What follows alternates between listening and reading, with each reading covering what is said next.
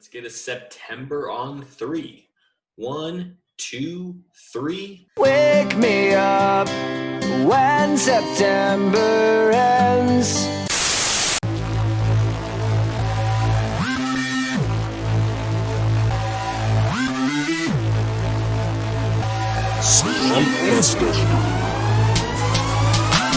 Quiet on the set, make sure my mic is on. Aris, Dre, and Juju Dog diving towards the pylon. Go for two, so damn rude, recognize authority. Spitting tips for fantasy, no way you're outscoring me. Bold predictions with conviction every single day. Sports addiction, no restriction, kicking game like Pele. He's the greatest, what's the basis? Pick an athlete, let's debate this game. Outrageous trading places, sudden death, take 10 paces. Turn and shoot, boys the truth, Mamba mentality. Future greats take their place, dreams become reality. Low and outside, knocked it out the park.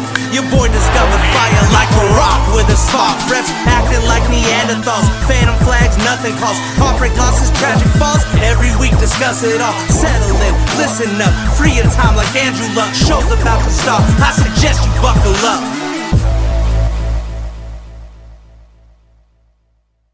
September. Well, guys, that is it for the month of September for football. We only have 2 more games. We have the Sunday night football game tonight and then the Monday night football game tomorrow as of this recording. And then we are through September, my birthday month. 95% of my family members, their birthday month as well. We've had some pretty heavy snowstorms in December for my family, apparently, because everybody's in September. Next week, we'll start off in October, where football is beautiful. You got the changing of the colors of the leaves, crisper weather. Some places get snow. Here in New Mexico, we get snow for 2 seconds and then it melts away. But week 3 is done. Week 4 should be a lovely week because there's a lot of pretty good matchups, especially for fantasy purposes.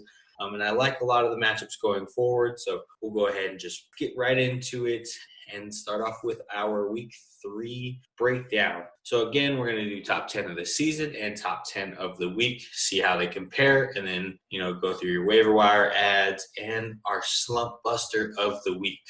So Russell Wilson finished last week for the season as number 1 QB for the season, and this week he finishes number 1 again. 5 touchdowns again for this man. He is on an absolute tear right now. 14 touchdowns through the first 3 weeks, an NFL record. We'll get to who he plays next week when we get into the weekly breakdown. Josh Allen again on a tear. He finished 2 for the season and number 2 this week. We'll get into his breakdown here in a little bit.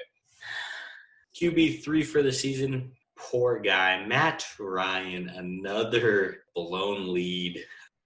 At this point, we should just call it falconing if you blow a lead because, damn, they stink. He did finish 23rd on the week, poor guy. Lost damn near his whole team. Ridley was healthy, but Hayden Hurst was kind of there. Other than that, Julio was out for the game. Russell Gage left concussion, so he really didn't have much help. Cam Newton, QB4 on the season. He finished 24th. There really wasn't much for them to do because they killed the Raiders on the ground. Aaron Rodgers is currently playing, so there's not much we can go based off of his numbers yet. Dak Prescott finished 3rd this week. He's QB6 on the season. Absolute shootout. He probably should have won that game, but hey, Russell Wilson is just that good right now. If he doesn't win MVP this year, something's wrong. I know it's a hot take because it's September and you can't really do much for September football because it doesn't really play a big role. It's going to be more of the later end of the season. But, man, Russell's just doing so good. Dak did finish 3rd on the week, so we'll get into him here in a second. Kyler Murray's QB7 on the year. He finished 8th. He is killing Kenyon Drake owners because he likes to run the damn ball. Patty Mahomes, QB8 on the season. Currently not played yet, so we can't break his film down because I am not a fortune teller and I cannot see into the future. So sorry, guys. Gardner Minshew, QB9, laid an absolute egg, finished as QB 27. This is saying a lot because he finished behind Mitchell Trubisky, who got benched. So yeah, he did not have a good week. Tannehill's QB 10 on the year. he finished as QB 20 this week. So top 10 for this week, like we said earlier, Russell Wilson, he killed it. And he's going to kill it again because they play Miami. The only problem with that is hopefully they don't build up a big enough lead where they just run the ball the whole second half. He is going to be a set-it-and-forget-it guy for the remainder of the year. Josh Allen finished as QB2 for the week. They do get the Raiders next week, and I love that matchup. He's going to win a lot of people's fantasy leagues this year.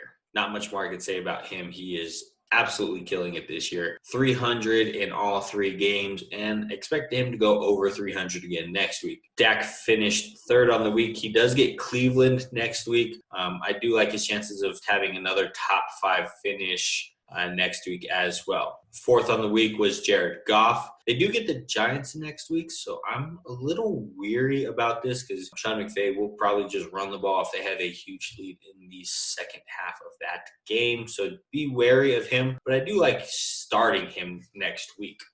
Tom Brady finished 5th this week. Pretty good week for him. He did lose 2 of his playmakers.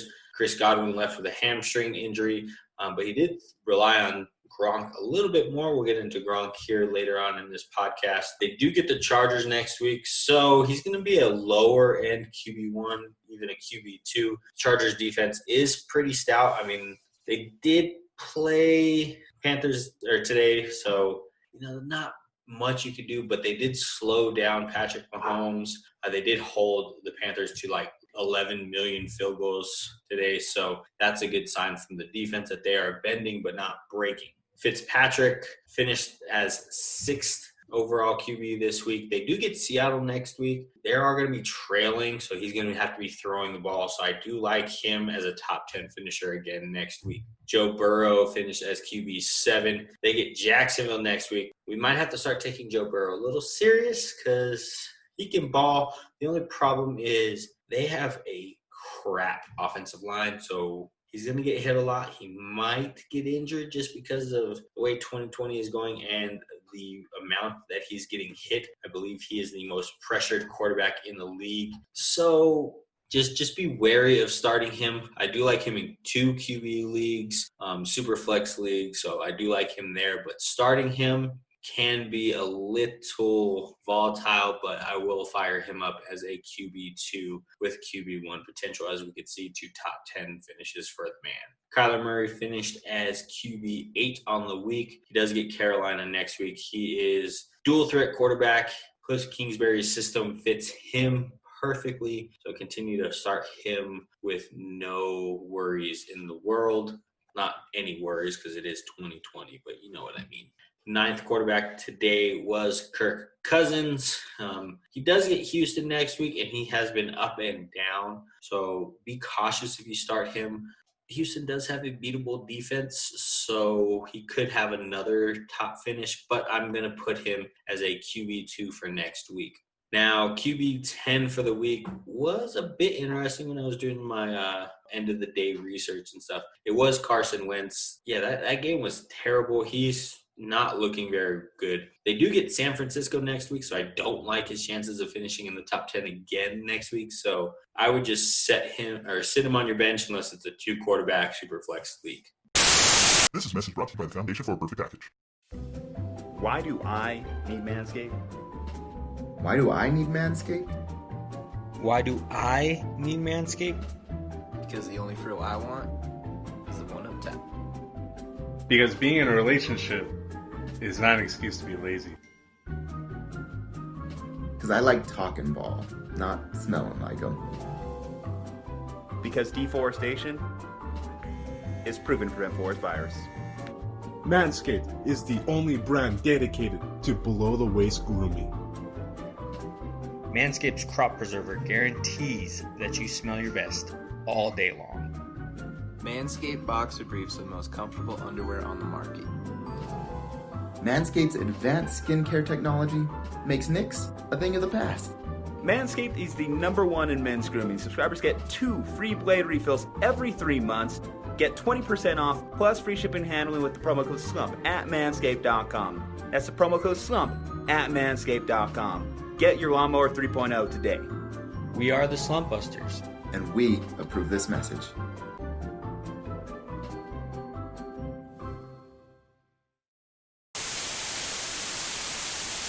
Now we will get into the top running backs for the season. Aaron Jones currently playing, so we can't do much with that.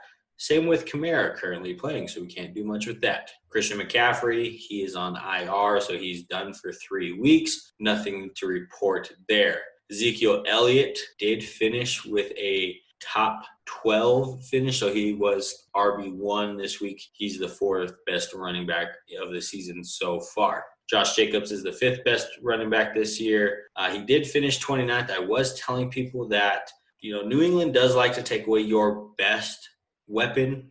They do it very well, whether it's your running back, your receiver, your tight end, who it is, that person's not going to beat them. And it showed again, he had a lackluster game. He did finish as a RB3, but you don't want that from your RB1 that you drafted in the first round.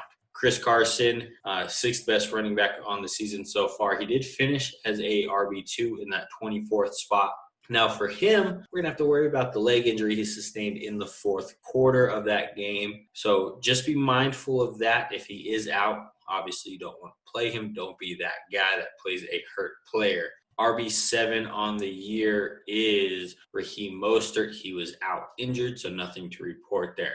Dalvin Cook is the 8th best running back. He did finish top 5, so it's a good boat. They do get Houston next week, like we said earlier with Kirk Cousins. Houston did have let up 109 rushing yards and a touchdown to James Conner, so that's good news for Cook. He had over 181 rushing yards today. I don't see that production from him, but still a pretty nice day, so he does have a good chance of finishing as a top 10 running back next week as well.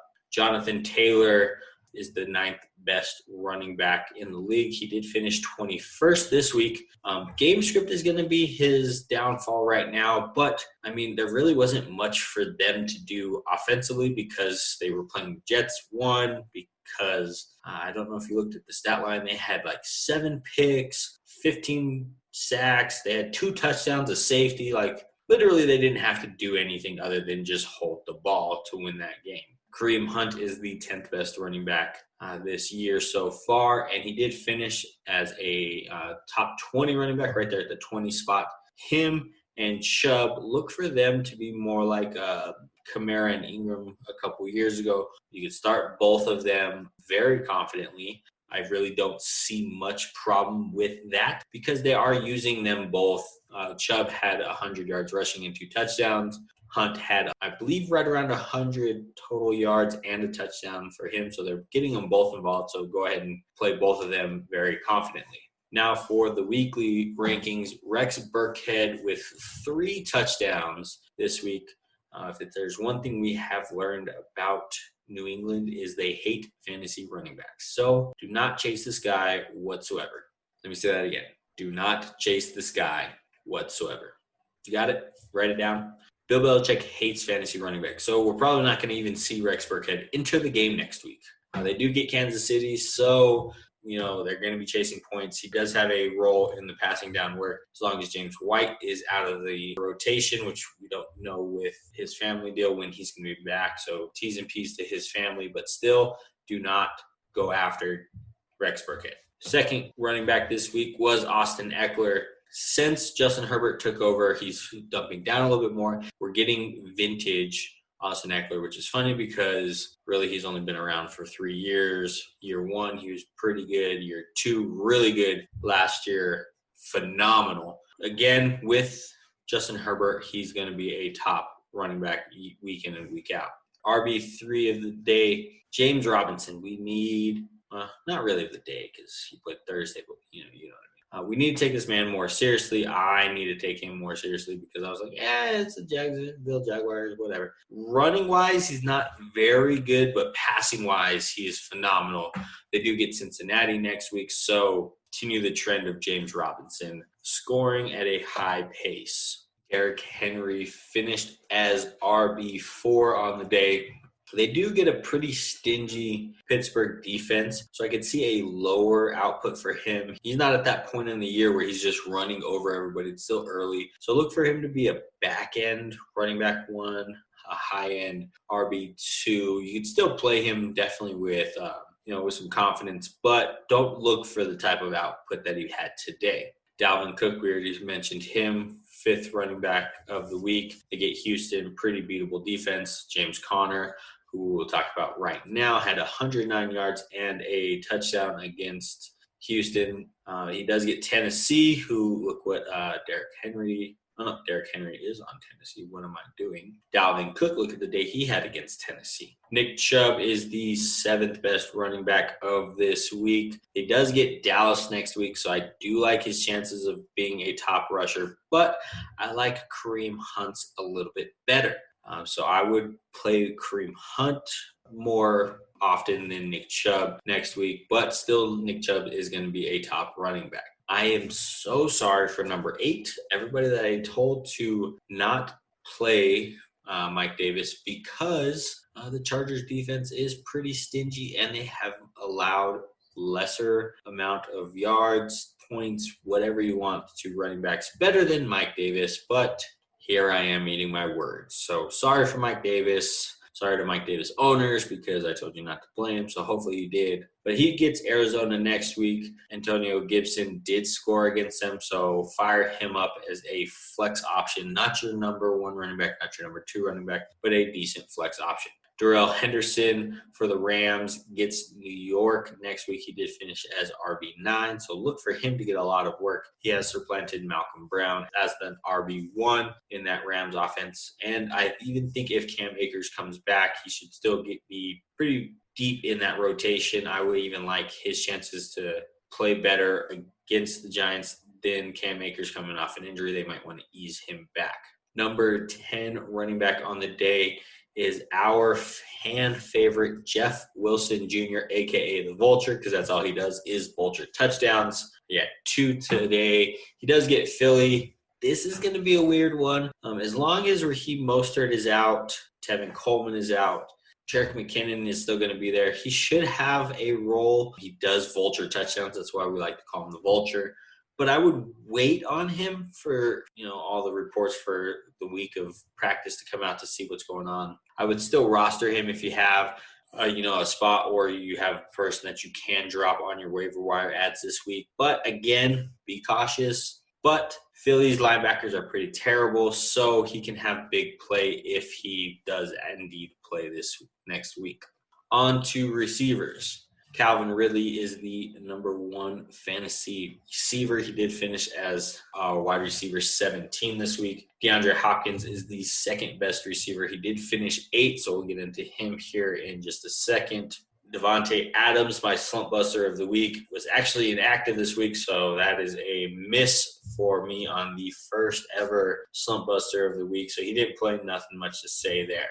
Robbie Anderson is the 4th best receiver in fantasy football this year. He did finish as wide receiver 41, so you don't like to see that. But again, Chargers defense, Chargers secondary is actually pretty good with Casey Hayward and Chris Harris Jr. as the top cornerbacks. Stephon Diggs, wide receiver 5 for the year. He finished as the 29th best receiver. Julian Edelman is the 6th best receiver with having a career game that he never had with Tom Brady with Cam Newton as quarterback. So nobody would have said that at the start of the year. He finished as wide receiver 81. Again, the rush game for New England was so good that they really didn't have to do much. Adam Thielen, the 7th best receiver of the year, finished as wide receiver 34.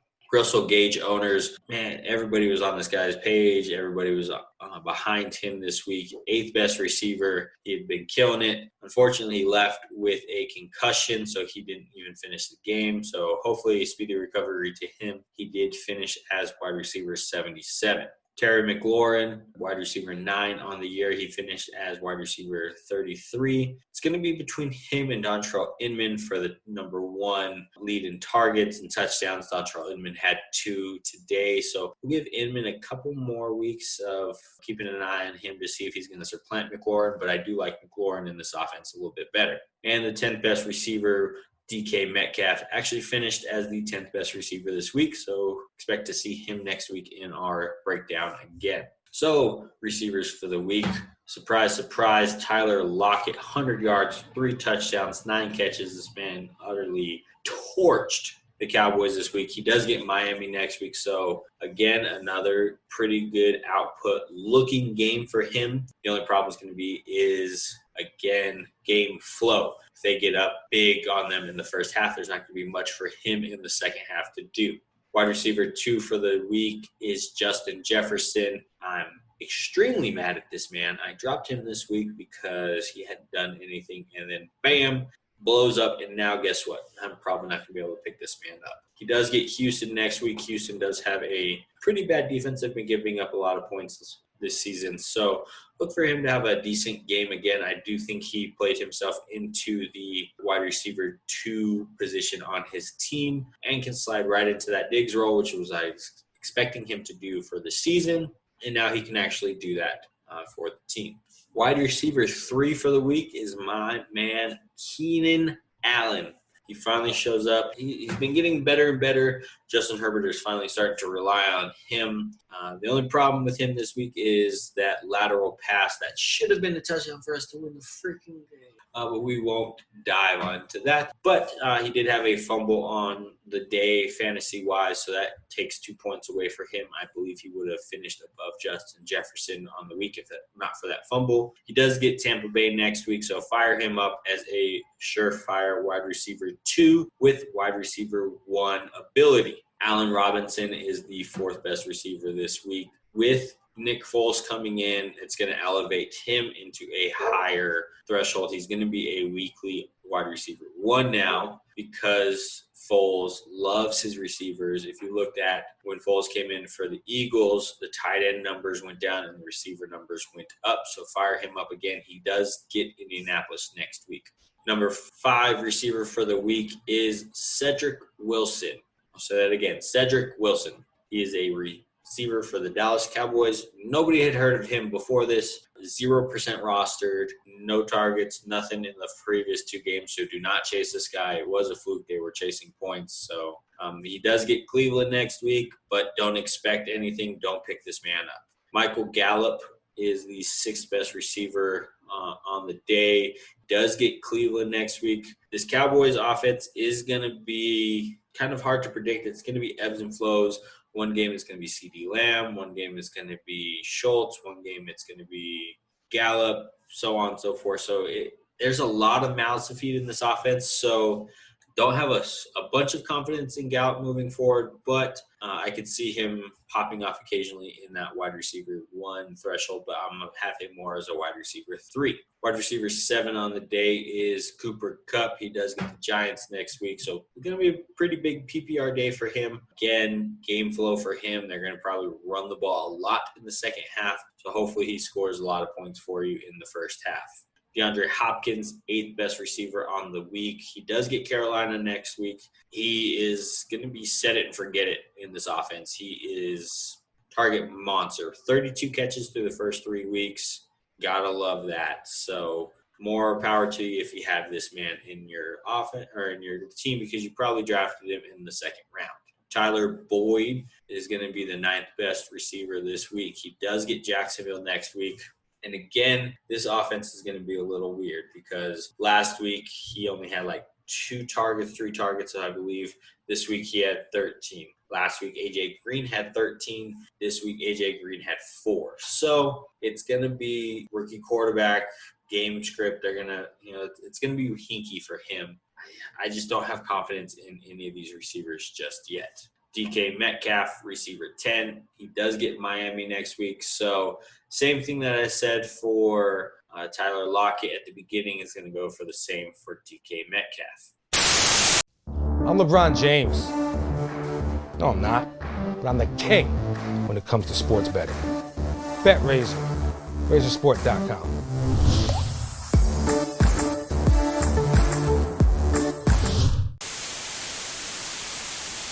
Now we got to get into the fun part of tight ends. Darren Waller is the best tight end on the season so far. He finished 39. Travis Kelce has not played yet, so we can't do anything there. Jonnu Smith, 3rd best tight end, 8th best tight end this week. Noah Fant, 4th best tight end, 12th best this week. Mike Gesicki, 5th best tight end, 18th best on the week. Tyler Higbee, 6th best. Tyler Higbee this week, 19th. Dallas Goedert, 7th on the year, 47th. Can you see where we're going here? Jordan Reed, 8th best, 47th this week. Hawkinson, 9th best tight end on the year, 13th on the week. 10th best is Mark Andrews. Nothing yet this week because he hasn't played yet, so we can't go into there. And this is why I said we get to get into the fun part. So we have one top tight end with a top 10 finish, pending Kelsey and Andrews. I do expect them to supplant some of these guys on the week. So far, first best, Jimmy Graham. Do you remember him? He still plays football. Yeah, 2 touchdowns. I mean, he's killing it, man. But, again, don't have any trust in that offense. Foles doesn't really like tight ends. It probably was just, that was the read for that play. It was in the red zone. Touchdown dependent for him. Tyler Kroft. Yes, from Cincinnati. He's not there anymore. He's in Buffalo. Yeah, don't play this man. Sorry, don't do it. He gets Las Vegas next week. Sorry, just nothing last week, nothing the week before, and then boom, second best tight end on the week. Eric Ebron does get Tennessee next week. Third best tight end. He's still getting into that offense, so we'll see how that goes. Still, again, going to be touchdown dependent, so I'd back off of him. Fourth best tight end this week, Mo Alley-Cox. I do like him moving forward. Phil Rivers likes his tight ends. With Jack Doyle being hurt, Mo Alley-Cox has slid into that spot and actually been really good. 100 yards last week, 50 yards and a touchdown this week for him. Zach Ertz is the 5th best tight end this week. He does get San Francisco next week, so I would fade him. I probably wouldn't play him next week if you have him on your team and find a streaming option. Jesse James, 6th best tight end on the week. He didn't score, but he had like 6 catches for 60 yards. So if you're in a tight end premium league, he did good for you, but nobody probably played him because I believe he was 0% rostered. He does get New Orleans next week, so just go ahead and forget him and move on to being a weird tight end week. Greg Olsen, 7th best tight end. He does get Miami, so probably don't play him because Seattle's going to be up a lot against Miami, so there's not going to be much passing opportunity. Jonnu Smith, the 8th best tight end this week. He does get Pittsburgh next week, so I like the spot that he's in with A.J. Brown being out. So continue to fire him up as a surefire tight end number 1 this week. Gronk was the 9th best tight end. He had 4 targets in the last 2 weeks combined. This one, he had 7 targets. With Godwin going down, I could see him continuing to grow in this offense. But Bruce Arians did say they don't like to use tight ends a whole bunch because they have 2 stud receivers. So we'll see how this goes going forward. But again, I would probably avoid Gronk. And then Foster Morayu. I don't even know how to say this man's name. He was the 10th best tight end on the week, above Darren Waller, surprisingly. They are on the same team if you didn't know what team he played for. I don't blame you because I didn't know either. They get Buffalo next week, so look for Waller to go back into his number 1 role there. But again, weird week for tight ends. 90% of the top 10 weren't even rostered. 0% rostered for these guys. So tight end is a weird position. Fortunately, that's how it goes in fantasy football. All right, so we will get into Slumpbuster of the week. Last week, Devontae Adams was my pick, and he didn't even play, so a big L for me. Next week, I'm going to put my Slumpbuster of the week as Cam. I do like him against Kansas City. Bill Belichick does play them pretty well. I could see Cam having a big game for you if you have him. Drafted him in like the 14th round, so even more power to you next week when Cam is let's say he's the 5th best quarterback of the week. All right, into waiver wire ads of the week. I do like Foles. Pick up Foles. It's Foles. He's going to come in. He's going to win a couple games. They might even make the playoffs, and then he'll be traded to a new team in the offseason. But I do like Foles, so Mo Alley-Cox, again, I would pick him up as well. Rivers loves his tight ends, and Mo Alley-Cox is deserving of being a streaming tight end. Jeff Wilson Jr., a.k.a. the Vulture. Again, watch the news for the week. We don't know what's up with any of the running backs for the Niners, so be careful of him moving forward as well. Carlos Hyde is going to be another popular pickup depending on the severity of the leg injury for Chris Carson. Justin Jefferson is going to be the most popular waiver wire ad. I do see him getting more looks going forward. He was drafted high for a reason, and he fits that offense perfectly. He is literally Diggs in this offense. Diggs was a top receiver more often than not, so I could see that continuing for Justin Jefferson. All right, guys, so that'll be it for us this week. Week 4 will be the last week without a bye week until towards the end of the season. So next week we get to get creative with bye weeks and everything like that. Again, make sure you guys are following all of the news coming out of practice, people getting injured. Again, make sure you guys are checking injury reports for all of the teams. I mean, hell, look at Tyrod Taylor last week. We didn't even know he was out. I didn't even know he was out, and I'm a Chargers fan. I didn't know he was out until I'm watching Red Zone, and they go, hey, guess what? Justin Herbert's playing quarterback. I'm like, what the heck is happening? So just make sure you guys are following the news. You don't want to be the person playing injured players on your fantasy league because everybody will hate you. That'll be it for us for week 3. We'll see you in week 4, guys. Bust that slump. Follow us for all the news. We'll put out rankings Sunday morning. We help you with your lineup questions. So that'll be it for us. We'll see you guys next week.